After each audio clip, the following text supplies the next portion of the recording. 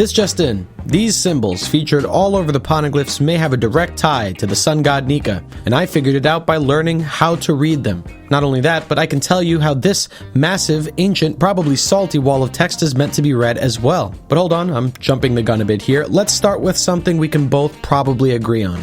Eiichiro Oda is the type of author to code major bits of foreshadowing into the most random places ever. Oh yeah, this Jinbei guy they talk about in Baratie, I wonder if he'll ever permanently join the main cast of characters 600 chapters down the road. This one random volume cover? Yeah, that'll definitely be important later. How about this tattoo in the Foxy arc? How about chapter 1, you know, the whole hockey foreshadowing thing? What about the Joy Boy Devil Fruit foreshadowing thing? See what I mean? Regardless of how far ahead you think Oda actually planned, I'd say he makes it clear time and time again that there is generally a serious degree of planning involved in the writing of One Piece. He is a man on a mission. He's a guy who takes foreshadowing, world building, subtlety, and literary sleight of hand very seriously. And so, I couldn't help but ask myself, if he's hiding stuff in plain sight like this, what could he be hiding away beneath the veil of obscurity? The Poneglyphs are one of the most important elements in the entirety of One Piece, but for us and for a majority of characters in the story, they might as well say this. Go on.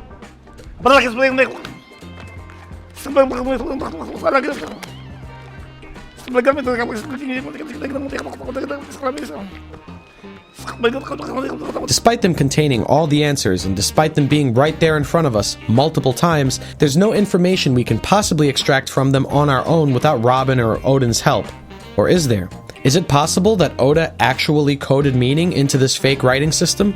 Is it really that crazy to assume, when it comes to a pivotal element in his 1,000+ chapter epic, that he didn't just cover these blocks in random bullshit? I don't think so. Maybe we can learn some stuff on our own. Maybe we don't need their help. Maybe, with the right amount of context and a cursory knowledge on a completely foreign writing system, we can translate the Poneglyphs all by ourselves.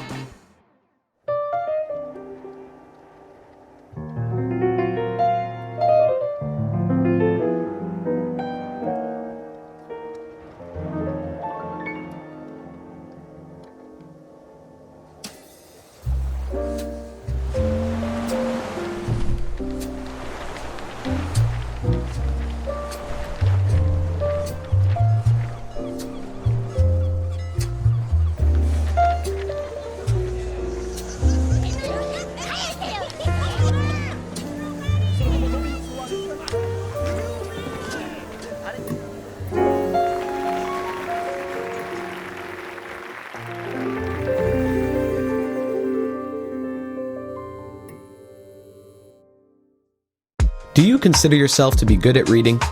Really? Okay, try reading this out loud. Yep, I like to eat pizza. Nice work. Now read this. Take your time. You might look at this and think this is the final draft of the Tokyo Revengers ending, or maybe the scribblings of a toddler, but in fact, my friends, you are looking at the written musings of an ancient, intellectual, world-spanning civilization with technology far beyond our own comprehension. Poneglyphs are the guiding light in the story of One Piece, pushing our protagonists little by little deeper into uncovering the greater mysteries of the world. What is the One Piece? Where is Laugh Tale? Why haven't you subscribed yet? All good questions and all things we can find out from these stone blocks if only we could just learn how to read. It's crazy to think that on more than one occasion there have been massive spoilers probably sitting right there in front of us. Spoilers that we'd never realistically be able to understand, and the only barrier shielding our virgin eyes is this cryptic, seemingly nonsensical language. Which got me thinking, how deeply did Oda think this stuff through? We know he's a pretty thorough guy when it comes to certain design elements, and we know he is quite a deliberate writer. Almost everything he writes has some purpose or intention behind it. Is it possible that Oda actually created a language to some degree, one with some cohesion or logic to it, or at least certain visual patterns that may serve the purpose of communication, even if only a little bit? Now, a lot of you may reflexively say no to such an idea. It would be absurd to expect an entire written language to come out of Oda's work. right? And to that, I kinda have to disagree. Not entirely, you'll see what I mean, but it wouldn't be the first time a language has been created exclusively for a work of fiction. One of the many reasons Lord of the Rings and Tolkien, its author, are so famous is because Tolkien created multiple fictional languages just for his story. But the cool part is that they are actually functional. You can actually go learn them right now if you wanted to. This includes languages like Quenya and Sindarin, which Tolkien crafted based on real-world languages like Finnish and Welsh. Mark Okrand created Klingon, an alien language from Star Trek, complete with its own alphabet, vocabulary, and grammatical structure. People have adapted the entirety of Shakespeare's Hamlet into Klingon, if that puts into perspective how real and learnable this language is. Game of Thrones featured its own set of fictional languages like Dothraki and High Valyrian. Avatar did the same with the Na'vi and their language. The point I'm trying to make here, guys, is that people will stop at nothing when it comes to world building in fiction, and Oda, as we already know, is one of the kings of world building. So while maybe not every bit of writing on the Poneglyphs is a cohesive sentence or has cohesive grammatical structure to it that we can actually learn and follow along with, I wouldn't put it past the man to have created a language with at least a proper, consistent visual structure and a real-world influence, maybe with a couple rules built in. And if it has that consistency, and if it's based on a real language, then maybe we can draw enough parallels to decipher even just a little bit about how these babies tick. Is there a logic behind these drawings? Did Oda really create a language here? The first step to reading these things is to find out the answer to that burning question, which is kind of tough to do when this shit looks like Cthulhu's birth certificate. So where do we begin? Well, first we need to clearly establish what I'm trying to prove. I'm trying to prove that whatever's written on the Poneglyphs is at least semi-readable or semi-functional. What I mean is that not all, but at least some of the symbols we see here are actually meant to represent something. That if we knew what they symbolized, we may be able to extract meaning from this text, no matter how small. Okay, well, what criteria should a proper, at least semi-functional language meet? Are they anything like me, a semi-functional human? This is in my unprofessional, uneducated opinion, but here you go, witness the Dunning-Kruger effect in full force. Number 1, visual consistency. Every time we see a poneglyph, the symbols written on them should be the same or very comparable. This means we should be seeing repeating symbols or patterns, regardless of which page we look at. Number 2, grammatical structure. There need to be rules on how this text must be read and written. For example, when we see Robin or anyone else interact with the poneglyphs, from which direction do they appear to start reading? Whatever the answer to this is, it must be consistent across the story. Number 3, translatable. Finally, we need at least one line of dialogue written in poneglyph to be directly translated for us word for word, which we can then use as a way to extract meaning from or compare the individual symbols that make up that translation. And all of this would be a million times more difficult to accomplish if Oda created this language in a vacuum without any outside influence, but he most definitely didn't. So number 4, there should be at least one other real language from which we can confidently assume Oda has taken inspiration from, just like all the other linguists and authors we mentioned before. It helps to know then that this hypothetical real language does exist, and with greater connections than you may at first realize. The same civilization that created this language is also presumably the one responsible for harnessing a power that inadvertently helps you achieve your desires. I wish I could be more like this or more like that. Some people out there want to become their spirit animal. Some people just want to become not a virgin, which sounds a lot like the selling point of The Sims, and that makes Simlish, the fictional language of that game, a lot more suspect. Yeah, I'm on to you, Oda. I'm not going to be surprised when people start reading the poneglyphs in the anime and sound like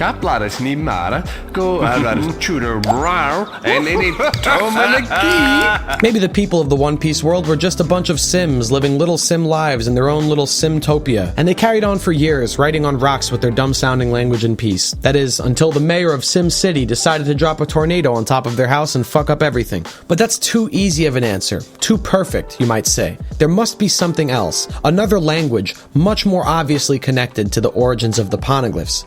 We need to establish a blueprint for the language that will point us in the right direction. Let's start with what we know, what the poneglyphs are, and where their conceptual origins actually lie. The poneglyphs are a type of stele found across the One Piece world. What is a stele? An ancient stone or wooden monument, often predominantly featuring text, often carved into it. There are plenty examples to be found out there, coming from Egypt, Babylon, Greece, and more. They're even in our own backyard, if you happen to live outside of a cemetery. Our modern-day tombstones are actually considered a type of stele, and so real-world steles take on many different forms and feature various languages and serve many different purposes, but in one piece, the poneglyphs are unique because they share one language and one appearance no matter where they're found in the world. Their presence is shared across all cultures. This is going to be important. The name poneglyph comes from a combination of words in Latin, the root word of pone meaning to put and glyph meaning writing or carving. In other words, poneglyph can be interpreted as placeable writing. This naming scheme as a whole is clearly in reference to the Egyptian hieroglyphs, which were similarly carved and painted onto stone in ancient times,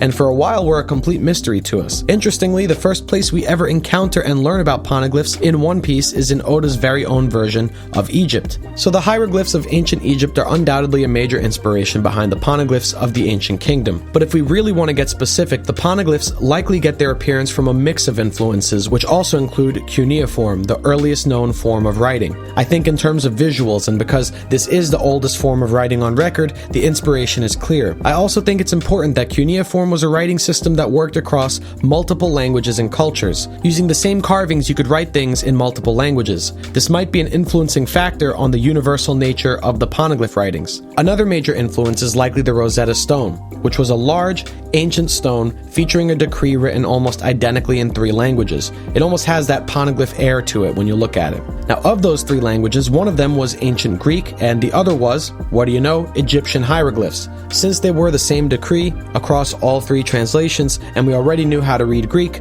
the Greek version was used to decipher the Egyptian one, and thus, this big block was the key to figuring out how to read this previously unconquerable language, and the Rosetta Stone became a worldwide symbol of unlocking greater knowledge or understanding. In the same vein, the poneglyphs are a text that can be used to decipher and unlock the secrets of the Void Century. So it stands to reason that these influences all played a significant part in Oda's designing of the poneglyphs. The hieroglyphs in the Rosetta Stone they're featured on especially. We'll get into more specifics in a bit, but in some cases, Oda may have straight up borrowed symbolism straight from the source. It's one thing to have an influence, but it could easily stop there if he wanted it to. If he was feeling lazy one day, he could have just written random gibberish all over these pages. So now that we have an inspiration pinned down, the first criteria for us to pit these things against is visual consistency. Do these symbols look the same now as they did back then? Are they drawn the same way? Do they look the same between panels? Did they age like a fine wine, or did they have that awkward in-between phase where they bought their clothes at Hot Topic and thought L from Death Note was cool and relatable?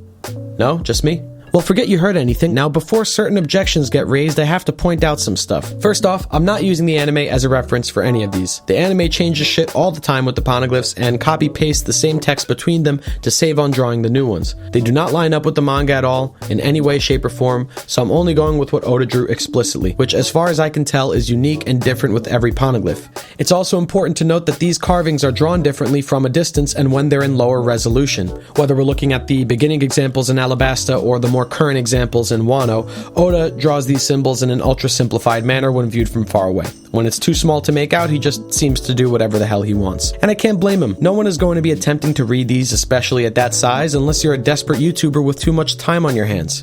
He did sneak a Panda Man in there one time, so maybe he does want us looking at these things more closely. It's hard to tell.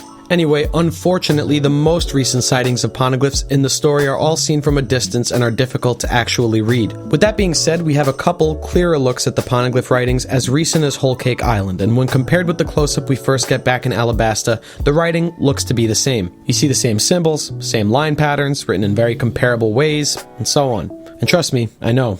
I've gotten pretty intimate with these symbols over the course of making this video. I traced every one of the letters on this poneglyph render if you were wondering why they look like shit. Anyway, the structure of the writing seemed to be nearly identical across the board, with only a minor difference I'll explain later. Comparing those same symbols with the ones we see in Skypiea, Enies Lobby, Fishman Island, and Zou, we still appear to have visual consistency. So far, it checks out, but how can I truly tell? That's because there are notable patterns in their design that keep making an appearance regardless of which example we look at. Let's talk about a few of them. This circle with a dot or smaller circle in the center appears all over each and every one of the poneglyphs. This symbol, which I've come to dub as a serpent or the kashigami, whatever you like more, it looks kind of like an upright snake with a little eye there and is usually seen facing the left. It seems to have a couple variations in shape too. Then there are these dots, which outside of the aforementioned symbols can be found all over the place in groups of 2 or 3. These may be part of a greater symbol. I mean, they could be punctuation, they could be word or phrase dividers, they could be used as part of a number system. There's a lot of potential with these. I've noticed that it's not uncommon to see 2 horizontal dots attached to either the top or bottom of the more commonly seen circle symbol. There are some other less common and more complicated symbols that make repeat appearances, such as this one that looks like what you get if Poneglyphs had an awkward cousin. It makes more than one appearance in the story, as well as this backwards D bracket looking thing. This one, along with all the other symbols mentioned, make more than one appearance across various poneglyphs at various points in the story over decades of One Piece's publication. And yet, they are consistent.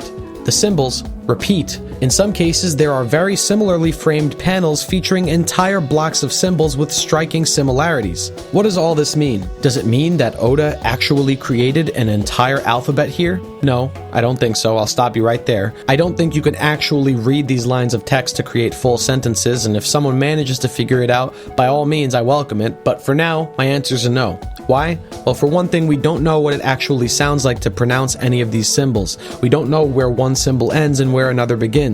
Sadly, many of these lines and shapes are probably meaningless. However, I believe that Oda has created intentional visual patterns in the writing that make it identifiable. It has consistent traits that you could look at and still confidently say, yep, those are poneglyph letters. And while Oda probably doesn't expect anyone to pay attention to the more complicated shapes like these, when it comes to shapes that overtly keep making appearances again and again, like this circle here, I think there is some additional meaning to be found. Time to introduce a really interesting fact about this symbol.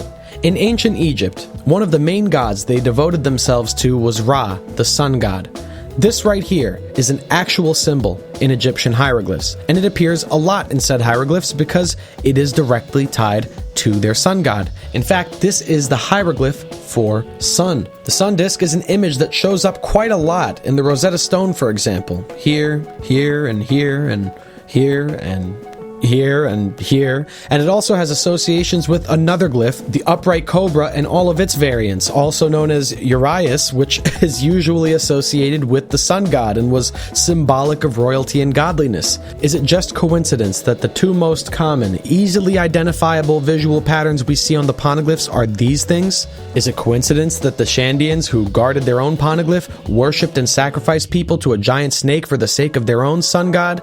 And that's only scratching the surface of this omnipresent symbolism we see in One Piece as a whole. It's not like the poneglyphs were inspired by Italian or Russian. There aren't other languages or writing systems out there with direct connections to the naming and theming and history of the poneglyphs who also share direct visual parallels besides the real hieroglyphs. And out of all the symbols of the roughly 1,000 different Egyptian hieroglyphic signs cataloged, the ones with the greatest visual similarity to the poneglyph writings are the symbols with direct affiliations to the Egyptian sun god, symbols which were directly introduced to us in a literal Egyptian-style tomb.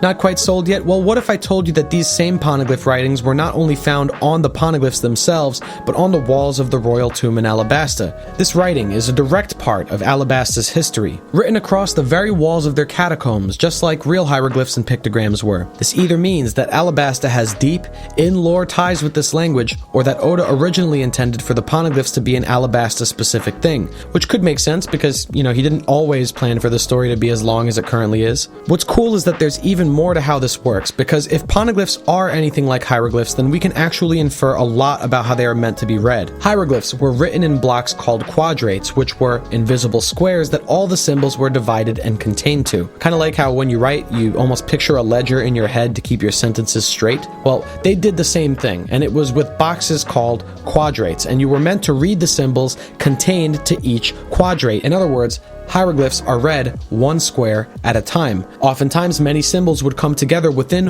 one square or one quadrate to produce a new phrase or new concept. Well, when we look at the Poneglyphs, what do we see? A lot of weird symbols combined together, and those groups of symbols are divided into individual squares. This is not by accident, guys. What's cooler is that when you combine certain hieroglyphs with others in their respective squares, the symbols can take on new meaning. This sun hieroglyph can be combined with others to delineate measurements of time. In this case, instead of sun, it means one day. This means in an instant. Put a couple more lines beneath it and this symbol changes completely to mean sunshine. And now it should make more sense why you see so many of these things in their writing. Between their constant worship and reverence of their sun god, or the fact that they lived in a desert with nothing but beating sunlight, considering steles were created to catalog historical events and thus involved a lot of dates and times being recorded, this symbol should be all over the place. Now ask yourself, don't all those properties I just listed off sound a lot like things the ancient kingdom have a connection to, either symbolically or conceptually? We cannot find many, if any, examples of full repeating Poneglyph squares, but we do have the smaller parts repeating a lot in different combinations. And so I think we can safely assume that Poneglyphs are written and read in quadrate form, just like the hieroglyphs were. These squares of text are not individual words, but entire phrases made up of a collection of smaller symbols. Maybe that's what we're seeing here with this possible sun disk, or this bracket thing commonly being attached to or surrounded by other symbols. Let's assume this is correct for now. You read these one square at a time. Cool. But which square do you start with exactly? And after you finish that one, which direction do you go next? Left, right, up, down? I got an answer for that too. Hieroglyphs can be read both vertically and horizontally depending on the situation. When it's vertical, you read them from top to bottom. But when you have the option to read them horizontally, how do you know which direction to start from? It's whichever direction the symbols are facing. So if the snake or falcon or human hieroglyphs are facing the left, then you start reading from left to right. In the case of the Poneglyphs, with some admitted exceptions in a couple spots, almost all the serpent-like symbols we spoke about are facing the left, meaning you would start reading from the left. Okay, let's test to see if this is correct. Do we get to see where Robin starts reading from in the manga? Possibly. Oda's made it intentionally vague. The first time she ever encounters a Poneglyph in front of us, in Alabasta, we see her positioned towards the left and looking towards what looks like the left side of the Poneglyph. When Robin is reading the Poneglyph in Fishman Island, the panel places focus on the top left corner of the Poneglyph, which in this case would be its presumed starting point. And that's about it, really. If it helps, the anime also chooses to pan from left to right when Robin reads Roger's message in Skypiea. Let's go deeper into the grammar. In a lot of the Poneglyphs we see, the quadrates are written in a grid-like fashion with uniform spacing between the squares. A question that arises from this is, how do I know to read them in rows instead of columns? How do I know to start from left to right instead of top to bottom? Well, I have two reasons actually. In the recent appearances of the Poneglyphs, and specifically in the case of Big Mom's Poneglyph rubbings, there seem to be more notable gaps in between some of the squares that almost look like how you would separate words or sentences. Because of this, they are not uniform vertically and thus likely not meant to be read from top to bottom because the columns would be misaligned. All the early incarnations of the Poneglyphs seem to feature more grid-like text. This may no longer be the case in future appearances, and I don't know if this is something that Oda has made the conscious decision to do, but this is the only change I've noticed in how the Poneglyphs have been presented between then and now. Maybe the letters had their own training arc over the time skip to make themselves more comprehensible. The other reason I'm convinced that they are read in rows and not columns is because Roger conveniently left us a sentence written in the same language, not featured on the square face of a Poneglyph, and it was separated into 3 horizontal lines of varying length, implying they are written across rather than down. And while our discussion has us here, the last thing I want to nitpick is this exact sentence. It's the only sentence of Poneglyph we have a full translation of. I hereby guide this document to its end. Pirate Goldie Roger.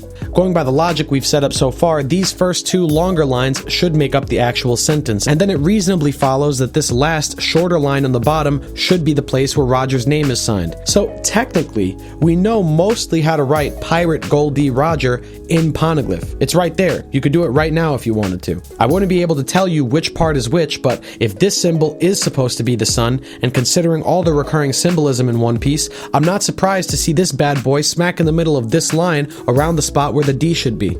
So let's take a look back at our criteria and compare what we have here with what we were looking for. The Poneglyph writings are a language with a very real connection to a real-world ancient writing system, and the Poneglyphs have logical connections to that system in both symbology and structure. Conceptually, they are almost identical, and both societies they are attached to place great emphasis on the same type of imagery. And we can use this information to infer how the Poneglyphs work. Oda clearly designed these with a consistent rule set. Like hieroglyphs, Poneglyphs are probably written in groups of small symbols and are meant to be read by square. Based on what we've seen in both, we can infer that Poneglyphs are probably read starting from left to right, then top to bottom. Like cuneiform, it is probably a writing system that was universal to and used by many cultures in the One Piece world. And like cuneiform, it may also be the first writing system in the One Piece world. So as of this video, we established that these writings and the way Oda repeatedly draws them have remained consistent over hundreds and hundreds of chapters. We've been able to establish a potentially loose reading and writing structure for these things, and we may also have the meaning of a bunch of recurring symbols pinned down. And we were able to connect at least one of these symbols to a directly translated line of Poneglyph text, all in relation to the already established long-running themes of the story. So did it meet our previously established criteria? In a way, yes. Does that mean there's an actual alphabet to be found here? Does that mean that someday we'll be able to read these things? No, probably not. I don't think he'll ever come out and explain every little part of this language. Hell, I doubt he's even thought it through that far. But that doesn't mean that every single symbol here is nonsensical. There is a rhyme or reason going on behind this design. There are patterns that Oda makes sure to maintain. He does his best to be consistent when he's writing these things, and I guarantee you, Oda did not just decide these symbols on a whim. Like everything else he writes, there is research and preparation that goes into it. And I believe that his research into ancient Egypt directly led to me and you having this conversation today. I could easily see Robin at some point down the road point directly to a sign on the Poneglyphs and tell us what it means. And if she does, I'd bet money it's either going to be this symbol or this symbol, because Oda is just that type of writer. At this point, would it really surprise you?